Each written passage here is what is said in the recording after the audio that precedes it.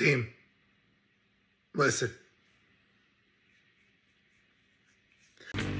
Sports.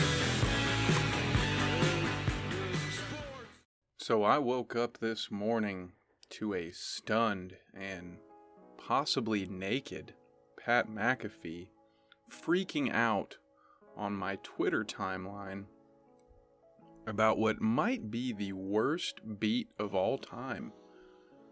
From a gambling perspective, that is.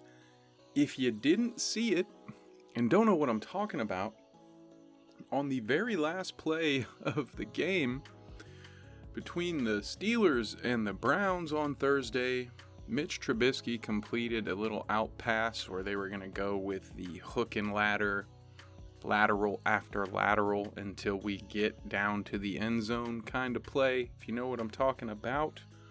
Well, unfortunately for owners of the Steelers defense in fantasy, and more importantly to this conversation, bettors at FanDuel, specifically those who followed Pat McAfee's advice and did some kind of super boost, well, they were beat on that play as one of those laterals went to an offensive lineman who fumbled the ball, ended up in the end zone where the Cleveland Browns fell on it, adding 6 points to the score, thus nullifying the parlay that McAfee and friends had put, which had Najee for a touchdown, Chubb for a touchdown, and the Steelers to beat the spread.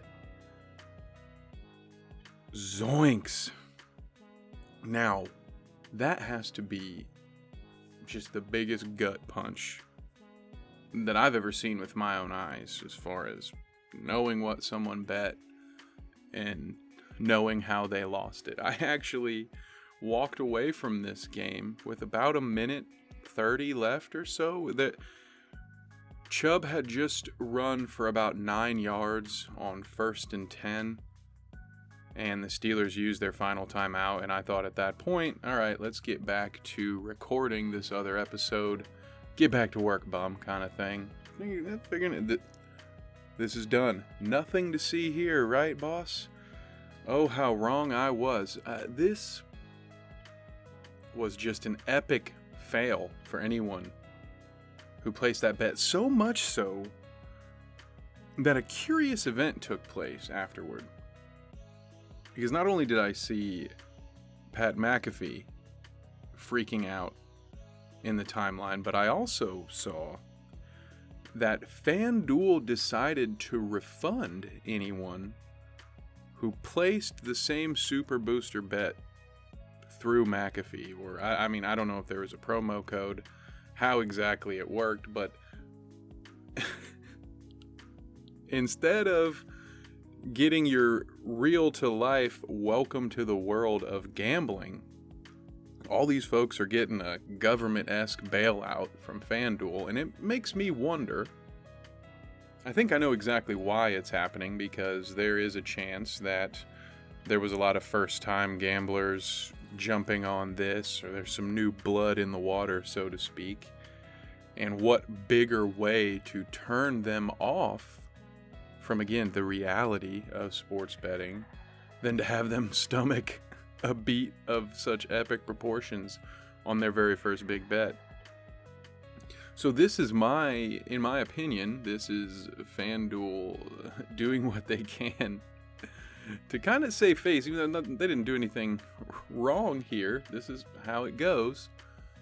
But this is their way of saying, no, come back, because we know we're going to take your money in the long run, but we can't take it all like that from everyone, because then half of you will never come back to do this. So FanDuel, admittedly, wisely, refunded all of this, which my first thought was like, damn, that's unfair.